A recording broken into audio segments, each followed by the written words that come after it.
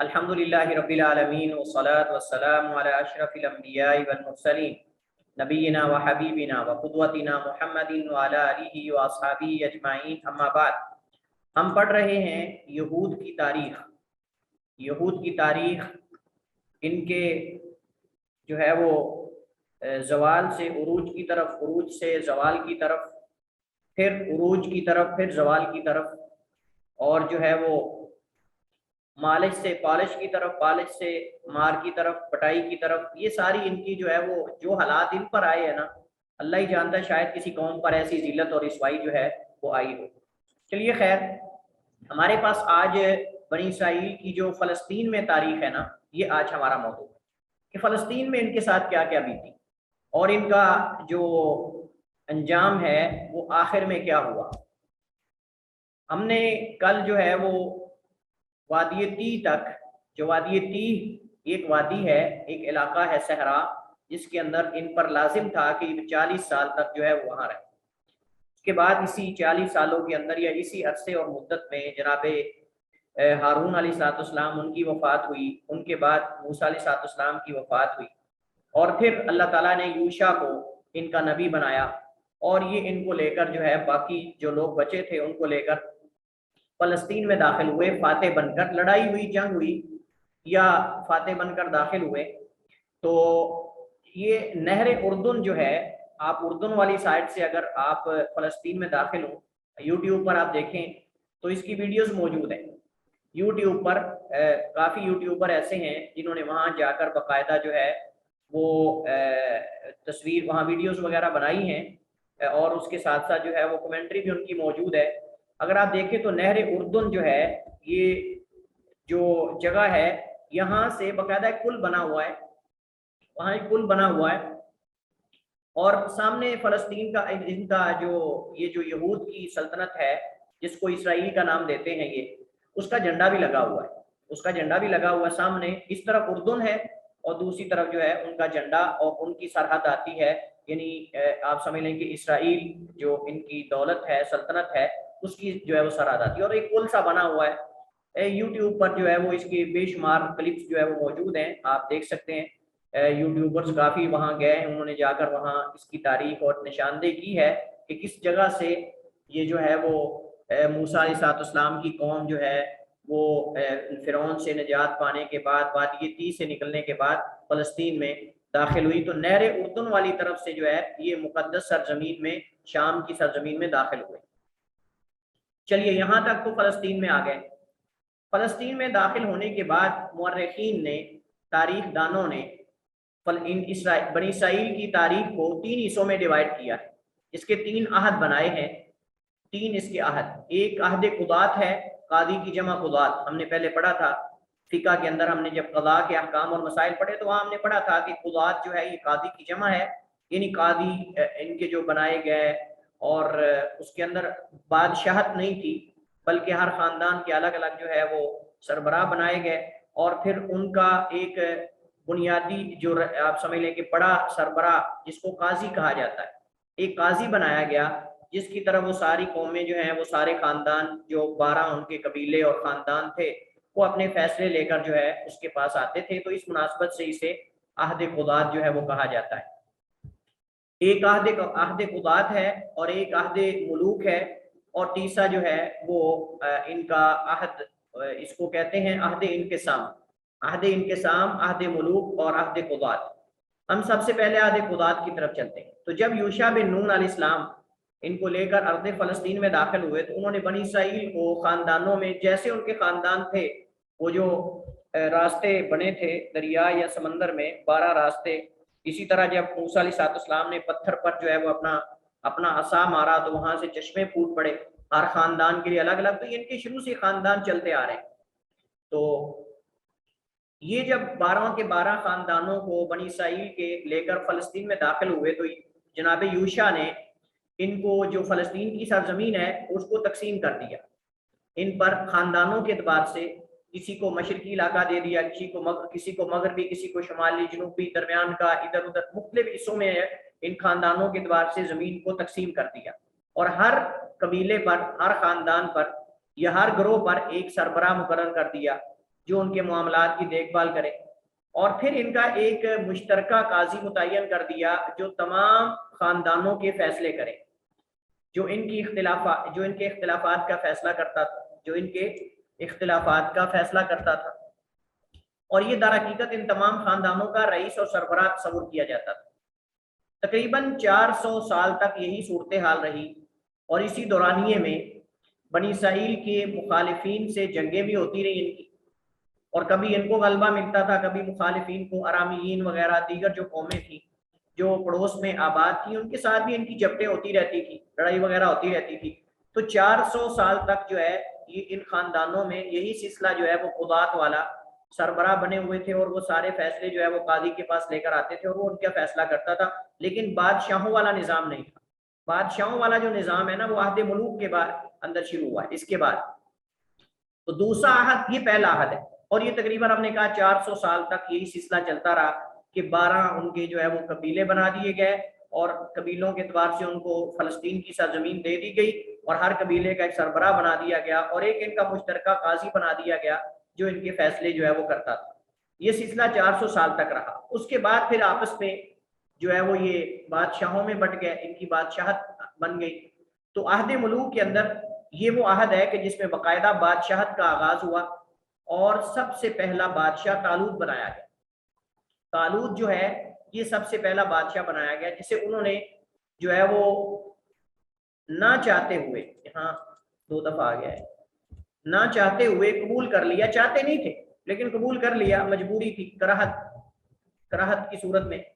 اللہ تعالیٰ نے اس کو قرآن کریم کے اندر ذکر کیا، الم تر الی الملأ من بنی اسرائیل من بعد موسیٰ، کیا تم نے دیکھا نہیں ان سرداروں کی طرف جو بنی اسرائیل میں سے تھے موسیٰ علیہ السلام کے بعد، اذ قالوا لنبی لہم، جب انہوں نے اپنے نبی کو کہا، اور نبی سے مراد یہاں یوشع بن نون ہے، نبی سے مراد یہاں یوشع بن نون ہے، یا کوئی بھی نبی اور ہو سکتا ہے۔ انہوں نے اپنے نبی سے کہا، انہوں نے کہا کہ ابعث لنا ملکا، بھیج ہمارے لیے ملکن بادشاہ، نقاتل فی سبیل اللہ، ہم اللہ کی راہ میں اس کی قیادت میں لڑیں۔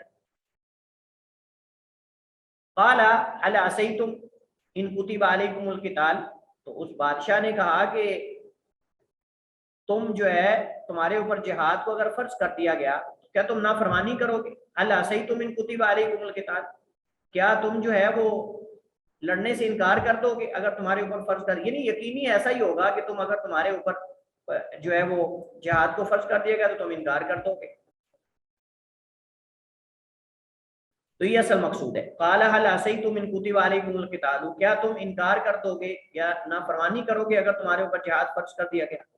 اللہ تقاتلوا، کہ تم لڑو ہی نہیں، تم نہ لڑو۔ فقالوا، تو انہوں نے کہا، وما لنا، ہمیں کیا ہے، اللہ نقاتل فی سبیل اللہ، ہم اللہ کی راہ میں نہ لڑے، وقد اخرجنا من دیارنا وابنائنا، اور تحقیق ہم نکالے گئے ہیں اپنے گھروں سے اور اپنے بیٹوں سے، یعنی ہمیں اپنے گھر بار سے، اہل و عیال سے جدا کر دیا گیا، نکال دیا گیا۔ فلما کتب علیہم القتال، جب ان پر جہاد کو فرض کر دیا گیا، قتال کو، تولوا، پھر گئے سارے، الا قلیلا منہم، مگر تھوڑے تھے جو اس بادشاہ کی قیادت میں، اس نبی کے کہنے پر جو ہے وہ جہاد یا لڑائی کرنے والے۔ واللہ علیم بالظالمین، اللہ تعالیٰ بہت زیادہ جاننے والا ہے ظالم لوگوں۔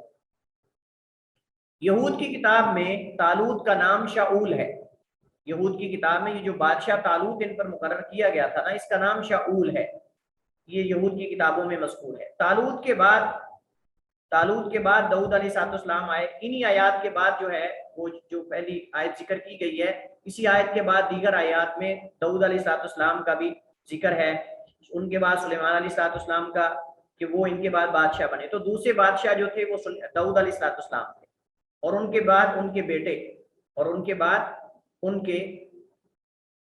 کے بیٹے سلیمان علیہ السلام یہ بادشاہ بنے۔ اور یہ ان دونوں کا دور جو ہے بنی اسرائیل کا سنہری دور تصور کیا جاتا ہے۔ بنی اسرائیل کا سب سے اہم ترین اور سنہری دور جو ہے یہ داؤد علیہ السلام اور سلیمان علیہ السلام کا دور تصور کیا جاتا ہے، کیونکہ یہ دونوں نبی بھی تھے، اور اس کے ساتھ ساتھ انہیں حکمت و دانائی اور اختیارات بھی اعلیٰ درجے کے دیے گئے تھے۔ سلیمان علیہ السلام کے اللہ نے ہوا تابع کر دی تھی، پرندے تابع کر دیے تھے، جنات تابع کر دیے، تمام مخلوقات کو ان کے مسخر کر دیا تھا، اور ہوا ان کو لے کر جاتی تھی جہاں جاتے تھے، تیز رفتار اور ان کا واقعہ ملکہ بلقیس کے ساتھ معروف ہے. تو یہ ان کا آپ سمجھ لیں کہ سنہری دور جس کے اندر سلیمان علیہ السلام کو اللہ تعالیٰ نے جو ہے وہ ان کے مخلوقات کو تابع کر دیا. داؤد علیہ السلام کے اللہ تعالیٰ نے لوہے کو نرم کر دیا, اس سے وہ زریں بناتے تھے. مطلب یہ ساری چیزیں جو ہیں پہاڑ ان کے تابع تھے, مسخر تھے. تو کئی چیزیں اللہ تعالیٰ نے مخلوقات میں سے ان کے تابع کر دی. اس وجہ سے یہ دور جو ہے عہد ملوک, ان میں سے داؤد علیہ السلام اور سلیمان علیہ السلام کا جو دور ہے یہ سنہری دور جو ہے تصور کیا جاتا ہے. کافی عزت انہوں نے حاصل کی اس دور کے اندر. اس کے بعد تیسرا دور ہے عہد انقسام, جس میں یہ منقسم ہو گئے, ایک دوسرے سے جدا جدا ہو گئے, ان کے فرقے بن گئے, ان کے گروہ بن گئے, اور آپ دوسرے لفظوں میں یہ کہہ سکتے ہیں کہ الگ الگ جو ہے وہ سلطنتیں بن گئی. پہلے ایک سلطنت تھی, اس کے بعد دو سلطنتیں بن گئی. دو سلطنتوں میں جو ہے سلطنتوں میں جو یہ بنی اسرائیلی بٹ گئے, تو اس کو اس وجہ سے کہتے ہیں عہد انقسام. حضرت سلیمان علیہ السلام کی وفات کے بعد متصل بعد ان کے بیٹے رحبعام اور یربعام, یہ یربعام بن نبات ایک اور آدمی تھا, اور رحبعام جو ہے سلیمان علیہ السلام کا بیٹا تھا. سلیمان علیہ السلام کا بیٹا رحبعام اور دوسرا ایک آدمی تھا یربعام بن نبات. ان دونوں میں اختلافات ہوئے, جس کے نتیجے میں رحبعام جو سلیمان علیہ السلام کے بیٹے تھے وہ یہوذا اور بنیامین جو دو خاندان ہیں ان کو لے کر علیحدہ ہو گئے. یہوذا اور بنیامین یہ دو خاندان ہیں, ان کو لے کر وہ علیحدہ ہو گئے. اور جو دوسرا تھا وہ جو یربعام تھا وہ ان کو اپنے باقی 10 جو خاندان تھے وہ لے کر ان کو علیحدہ ہو گیا. تو سلیمان علیہ السلام کا جو بیٹا تھا رحبعام بن سلیمان, اس نے دو خاندان لیے, یہوذا اور بنیامین. ان دو خاندانوں کو لے کر فلسطین کی جنوبی جانب اپنی بادشاہ سلطنت قائم کر لی, جس کا دارالحکومت بیت المقدس تھا. اسے سلطنت یہوذا بھی کہا جاتا ہے. اسے سلطنت یہوذا اس وجہ سے کہا جاتا ہے چونکہ یہوذا خاندان سے اس کے بادشاہ جو ہیں وہ آئے, اور یہ در حقیقت داؤد علیہ السلام اور سلیمان علیہ السلام کا خاندان ہے. یہ حقیقت میں داؤد علیہ السلام اور سلیمان علیہ السلام کا خاندان ہے, اور بنیادی یہ سارے ہی ہم نے کہا یعقوب علیہ السلام کی خاندان اور ان کی نسل سے. دوسری طرف اب یہ تو سلیمان علیہ السلام کا جو بیٹا تھا رحبعام, ہم نے کہا کہ اس نے دو قبیلے یہوذا اور بنیامین ان کو فلسطین کی جنوبی سائڈ پہ, یعنی جہاں بیت المقدس واقع ہے اس طرف لے کر اپنی سلطنت قائم کر لی اور وہاں رہا. دوسری طرف یربعام جو ہے, یربعام بن نبات, وہ باقی 10 جو بنی اسرائیل کے خاندان تھے 12 میں سے, ان کو لے کر فلسطین کی شمال کی جانب شمالی سائڈ پہ اپنی حکومت قائم کی اس نے, جسے سلطنت اسرائیل کہا جاتا تھا, جسے بعد میں سلطنت اسرائیل کہا گیا. اور اس کا دارالحکومت نابلس تھا. اس کا دارالحکومت نابلس بعض کہتے ہیں, بعض کو نابلس کہتے ہیں. اس کا دارالحکومت نابلس تھا, اور سلطنت میں رہنے والے لوگ یہود کے ہاں سامریین کہلائے.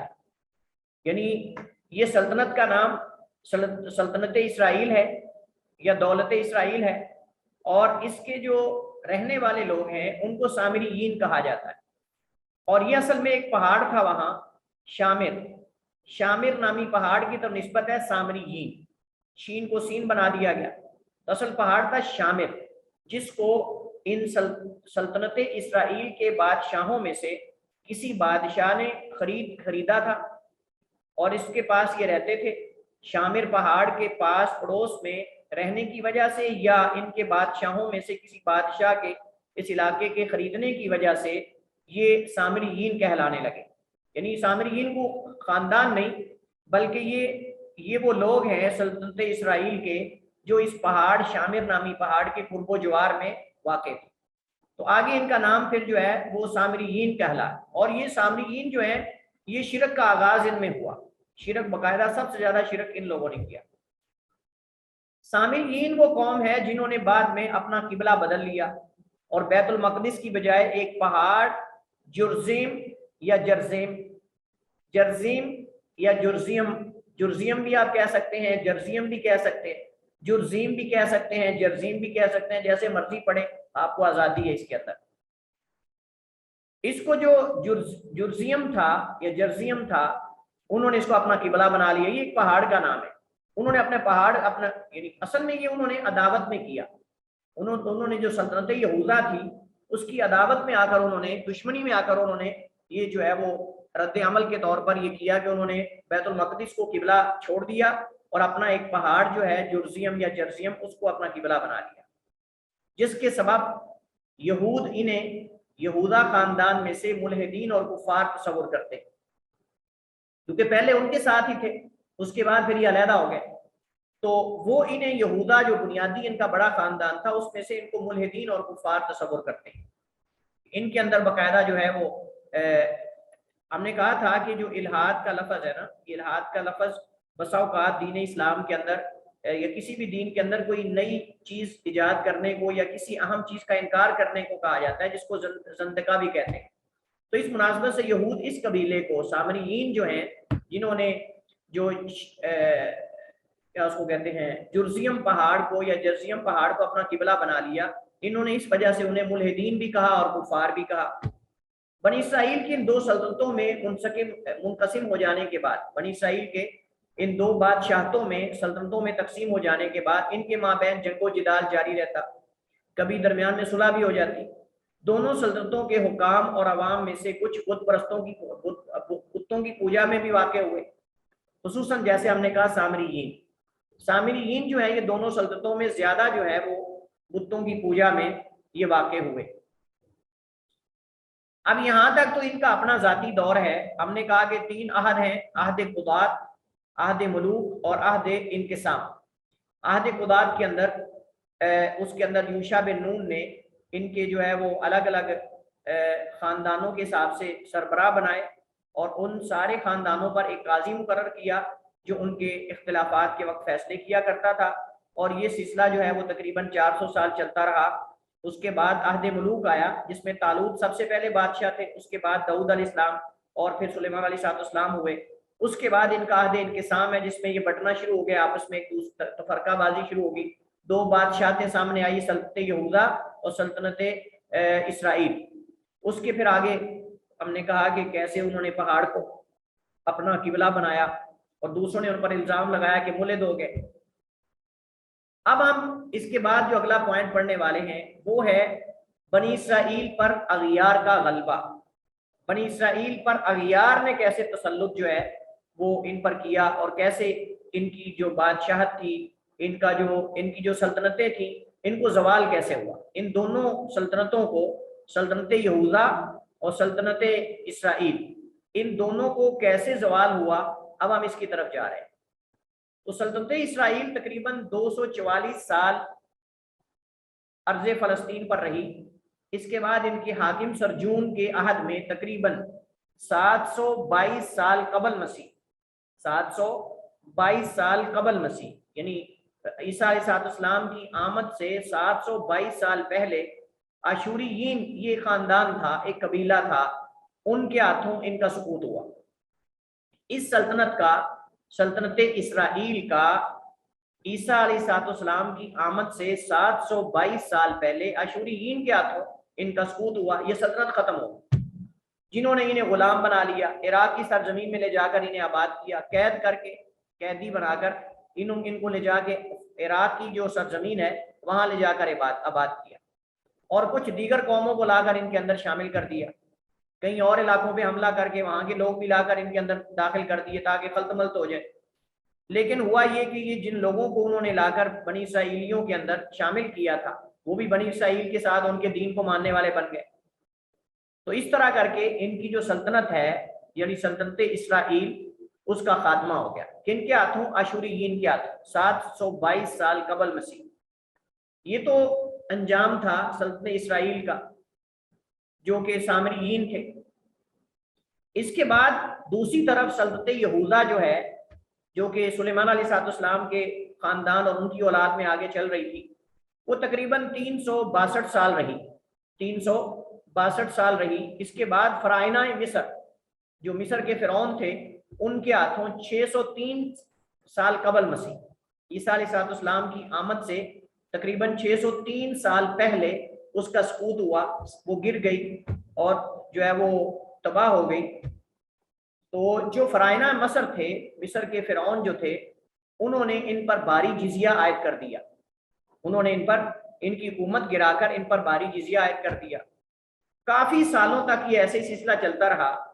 اس کے بعد بابل کا ایک بادشاہ تھا، بابل علاقہ ہے، اس کا ایک بادشاہ حاکم تھا جس کا نام تھا پخت نصر، عربی میں اس کو بخت نصر کہتے ہیں، بخت نصر، اور ہمارے ہاں اس کو پخت نصر کہتے ہیں۔ تو بخت نصر جو ہے یہ بابل کا بادشاہ تھا، وہ آیا اور اس نے شام اور فلسطین کے علاقے جو ہے فرعونوں سے واپس لے لیے۔ اس نے، یعنی یہ بھی یہودی تھا، تو اس نے جو فرائنہ تھے مصر کے فرعون، ان سے جو علاقے انہوں نے چھینے تھے نا یہودیوں سے، وہ واپس لے لیے اور فرائنہ کو وہاں سے نکال دیا فرعونوں کو۔ پھر سلطنت یہودا پر حملہ کیا اور اسے تباہ کرنے کے بعد لوگوں کو قیدی بنا لیا، لوگوں کو قیدی بنا کر بابل لے گیا اپنے ساتھ، لوگوں کو قیدی بنا کر بابل لے گیا۔ اس کے ساتھ ہی 586 سال قبل مسیح سلطنت یہودا کا بھی مکمل خاتمہ ہو گیا، سلطنت یہودا کا بھی مکمل خاتمہ ہو گیا، ان کا نام و نشان ختم ہو گیا، ان کی حکومت کا، لوگ تو تھے لیکن حکومت ان کی ختم ہو گئی۔ اس کے بعد سلطنت بابل جس پر پخت نصر یا بخت نصر حاکم تھا، اس پر فارس نے جو کہ ایران کے بادشاہ تھے انہوں نے چڑھائی کر دی، اور ان کا جو بادشاہ تھا ایران کا یا فارس کا، کورش یا کورش اسے کہتے ہیں، اس کے زمانے میں 538 سال قبل مسیح اس کی حکومت کو زوال ہوا۔ یعنی جو بابل ہے، یعنی جو پخت نصر تھا، اس کی جو سلطنت آگے چلتی رہی، اس کو ایران کے ہاتھوں، ایران کا جو بادشاہ کورش تھا اس کے عہد میں 538 قبل مسیح کو زوال پذیر ہوئی ان کی حکومت۔ اب انہوں نے کیا کیا، اس زوال کے بعد ایران کے حاکم ملک کورش نے یہود کو دوبارہ بیت المقدس میں آنے اور انہیں ہیکل سلیمانی بنانے کی اجازت دی۔ وہ یہود جو تتر بتر ہو گئے تھے، ادھر ادھر جو ہے وہ منقسم ہو گئے تھے، یعنی جدا جدا ایک دوسرے سے، اور جو ہے وہ پتہ نہیں ان کا مطلب کہ ایک جگہ اکٹھے ہونا ممکن نہیں تھا۔ مختلف علاقوں میں انہوں نے، جو پہلے بادشاہ تھے ان کے خلاف جو سلطنتیں اور حکومتیں آئیں، انہوں نے ان کو تقسیم کر دیا تھا، ایک دوسرے سے جدا کر دیا کہ دوبارہ اکٹھے نہ ہو سکیں۔ تو یہ جو کورش تھا، ایران کا جو حاکم تھا فارس کا، اس نے دوبارہ جو یہود بکھرے ہوئے تھے مختلف علاقوں میں، جو مار پیٹ کا شکار ہو چکے تھے اور قیدی بن چکے تھے اور غلامی کی زندگی گزار رہے تھے، جوتے پڑ رہے تھے ہر طرف سے، اس نے ان کو دوبارہ پھر بیت المقدس میں یعنی فلسطین میں دوبارہ اکٹھے ہونے کی اجازت دے دی۔ اس سے پتہ چلتا ہے کہ ایران کی اور یہود کی دوستی بہت پرانی ہے، ایران کی اور یہود کی دوستیاں بہت پرانی ہیں۔ آپ کو بظاہر ایک دوسرے کے خلاف نعرے لگاتے، ایک دوسرے کے بارے میں بیان دیتے نظر آئیں گے، لیکن حقیقت میں کبھی آپ تاریخ کے اندر یہ نہیں دیکھیں گے کہ ایران کی اور یہود کی آپس میں کبھی جنگ ہو۔ جو اصل یہود ہیں، یہ کبھی نہیں ہو سکتا۔ یہودی جو ہیں، جو یہودی ابراہیم موسیٰ علیہ السلام کے دین سے بالکل ہٹے ہوئے، مراد ہم ان کی بات کر رہے ہیں، کبھی نہیں ہو سکتا کہ ایران اور یہود کی کبھی آپس میں جنگ ہو، یہ ہو نہیں سکتا۔ اس وجہ سے شیخ الاسلام ابن تیمیہ رحمہ اللہ تعالی، انہوں نے یہ منہاج السنہ کے اندر لکھا ہے کہ یہ جو رافضہ ہیں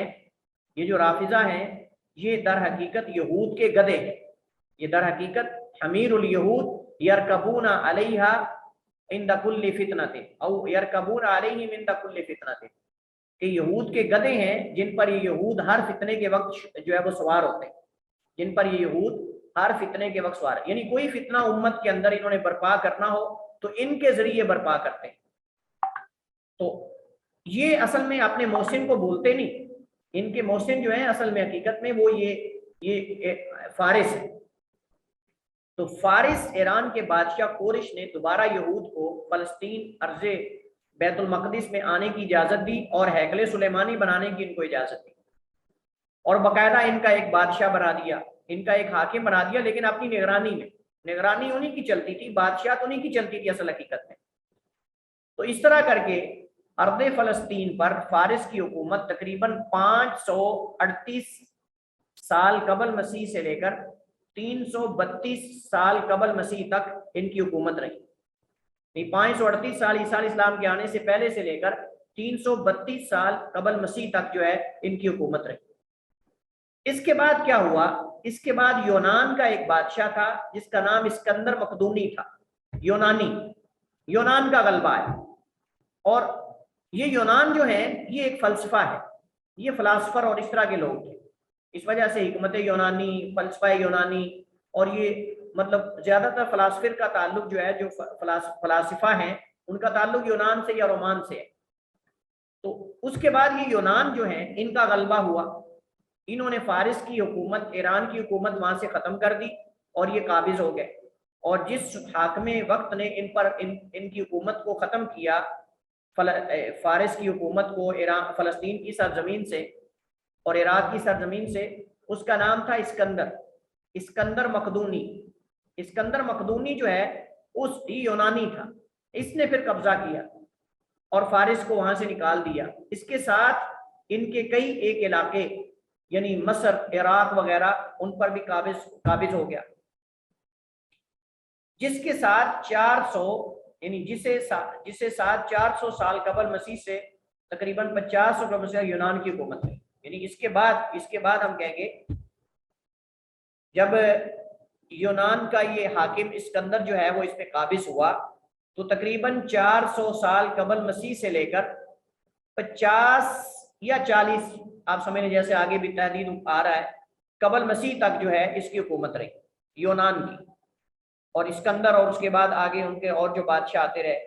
تو یونانی جو ہیں وہ 400 سال قبل مسیح سے لے کر تقریباً 50 یا 40 قبل مسیح تک یہ فلسطین کی سرزمین پر قابض رہے، ان کی حکومت رہی۔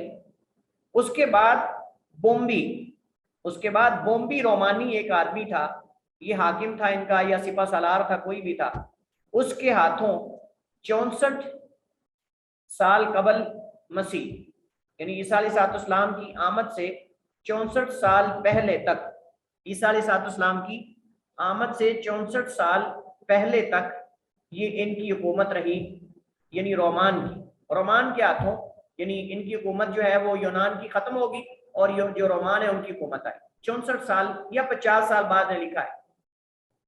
اگر 50 سال ہو تو پھر وہ ان کا ذکر ہم کہیں گے کہ جو رومان ہے، یونانی ہے، ان کی حکومت عیسیٰ علیہ السلام کی آمد سے 50 سال پہلے تک، اور اگر ہم اس کو 64 کر لیں تو پھر یہ تقریباً میرے خیال میں کوئی 36 کے قریب، تقریباً 36 سال تقریباً یہ آپ کہہ سکتے ہیں۔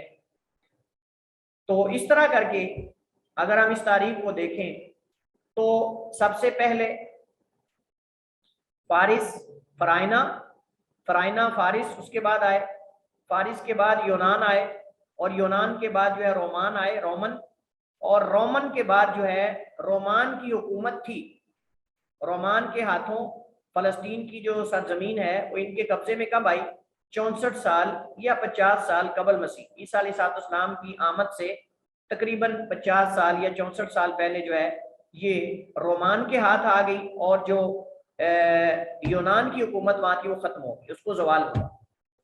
اسی اثناء میں، اسی دورانیے میں کہ رومان وہاں حاکم تھے، فلسطین کی سرزمین پر رومن کی حکومت تھی، یہ سلطنت تھی، عیسیٰ علیہ السلام جو ہیں اللہ تعالیٰ نے ان کو جو ہے وہ مبعوث کیا۔ تو عیسیٰ علیہ السلام جو ہے وہ مبعوث ہوئے، اس کے بعد عیسیٰ علیہ السلام کے ساتھ ان کے کیا معاملات ہوئے، اور پھر یہود کہاں کہاں گئے، ان کے ساتھ کیا بیتی، انشاءاللہ اس پہ ہم اگلے لیکچر میں بات کریں گے۔ اسی پر ہم اکتفا کرتے ہیں۔ واللہ تعالی اعلم و احکم، وصلی اللہ وسلم علی نبینا محمد وعلی آلہ وصحبہ وسلم۔